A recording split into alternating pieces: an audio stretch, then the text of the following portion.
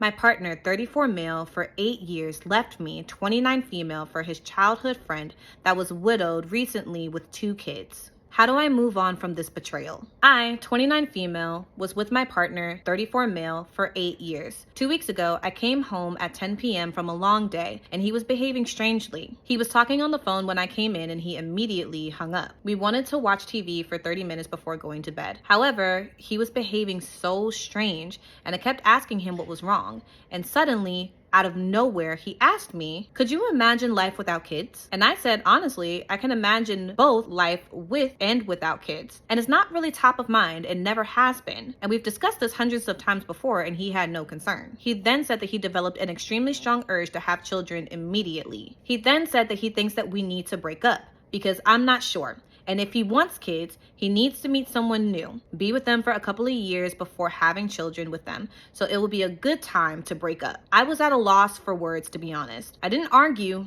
I didn't cry. I was just in a state of total shock that our relationship was over within 5 minutes.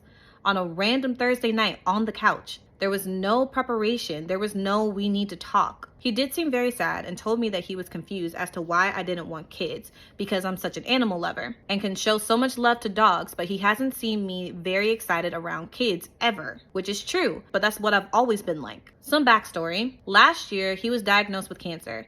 I stayed by his side through everything. The fear, the treatments, the uncertainty, the conversations about fertility, the possibility that life might never look the same again. I genuinely prioritized his well-being over my own. The sickness left me with wounds of my own forever, including fear that his cancer will come back and fear of getting cancer myself. Therefore, I felt extremely sorry for him, and when he told me that he wanted to have kids, I couldn't give him that. The weekend after the breakup, I stayed with a friend and cried my eyes out, sad to lose him, but also feeling guilty that I can't give him what he wants. Well, I was in for a shock.